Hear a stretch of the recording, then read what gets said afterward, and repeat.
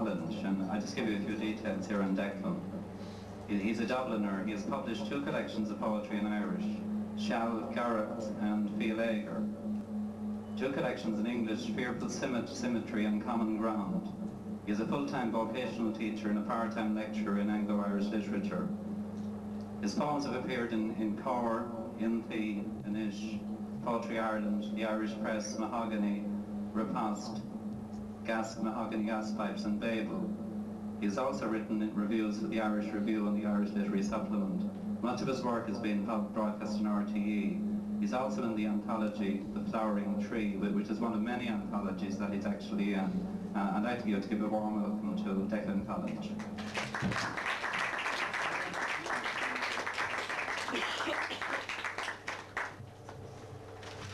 Thank you all very much for coming. If you wouldn't mind, I don't think I'll use this microphone. It's stretching my neck a little bit. Yeah. Well, yeah.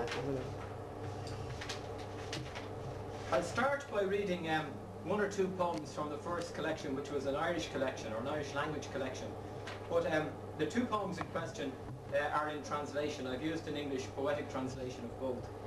And the collection was Shalgrowth, which means hunting quest. It was a very general collection with a range of poems, often on ordinary topics from, the standard of living to philosophy, etc. It was a very, very eclectic type collection. The second collection would have been more concentrated on a particular theme. This particular poem is called Féileacán Cabáiste, or Large White Cabbage Butterfly. If my memory serves me correct, when Yeats wrote his famous poem, The Circus Animal's Desertion, he said that all art proceeds out of corruption. And it reminded me of what James Joyce had said about transmuting the daily bread of experience into the radiant body of ever-living life. In other words, if you have, the artist has a type of Midas touch that he can transform the mundane and the sordid into something very beautiful. In this particular case, I was looking at a cabbage butterfly, and I was aware of the beauty of the butterfly, but at the same time I was considering how hideous the caterpillar is from which the butterfly metamorphoses. And it's like asking the question, which comes first, the chicken or the egg? So the poem goes as follows, the Irish version goes as follows. A clúsaí cael a leithiscí hon mín, náirín tú glán caisiir bhán go réideach a úlíonn crumtha fút. Chóir mar sin go rite lom, an gas cabáiste cléin, páilta strócha lom a créiste chnibh glaise. Gan chnibh sa trón a gomdid féin, is bún an tábhar macna bhé. An millen gaprud áiling, nó an math an áile féin. The English version is as follows. Large white cabbage butterfly. Stretching a powdered delicate wing, slim coquette you shame the girlish dandelion with beauty and perfection. What made me think of one remaining cabbage stalk, perforated useless, torn by slimy gobs of green? Conceited mind fluttering toward food for thought. Do all things beautiful corrupt, or is corruption beauty in a word? So that's the first one. The second one I'm going to read from the Irish collection is called Cuscart Arig, or Spring Thaw.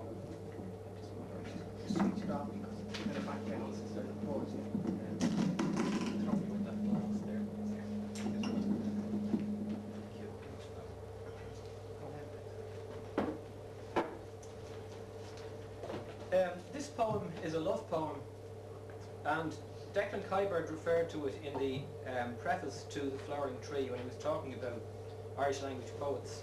And he talked about the lovers rekindling their passion against the icy backdrop of a glacial lake, the lake in question being Loch Bray.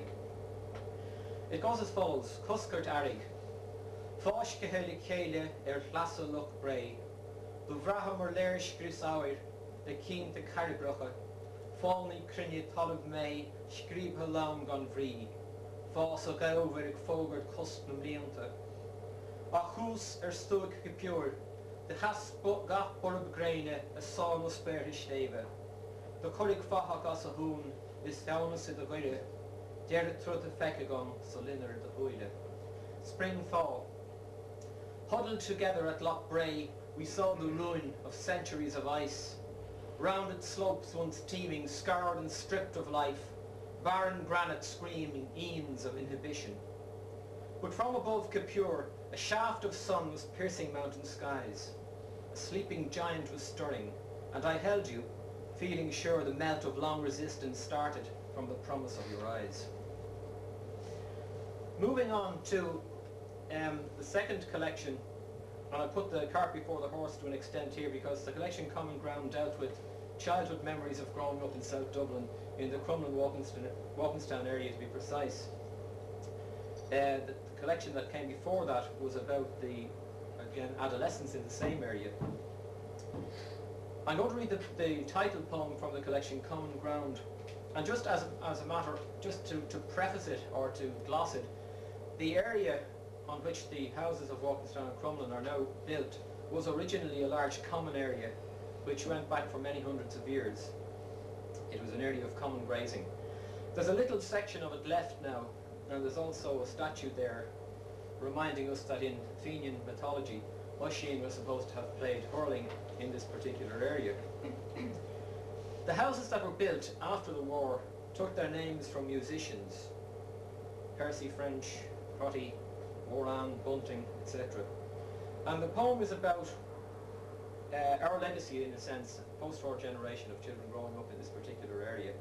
And feeling that we were slightly superior to the other children who came from the other estates in Crumlin, which were based on the names of ancient monasteries, for example.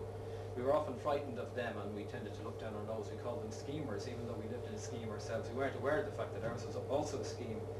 It's about the notion of commonality. So the poem goes as follows. Through stable centuries the common stretched unbounded below the sheltering hills. The hooves of racing horses resounded over its gentle sward, from green hills to the glebe land around St. Mary's. Our interloping terraces cut swathes through its grass, overturned its topsoil to strike our bedrock on streets of song. Percy French, Crotty, Field, Bunting, Harty. Young lords of muck, we jibed at Crumlin schemers passing through our streets, scorning them as common. We knew the motley lure of field and builder's sound, of farms truncated by our gardens and bramble lanes winding vaguely into uncharted country.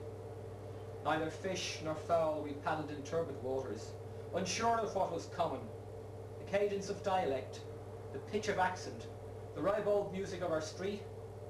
And we were surely commonplace in our common or garden schemes, our lives common as 1,000,000 post-war children, Crumlin common.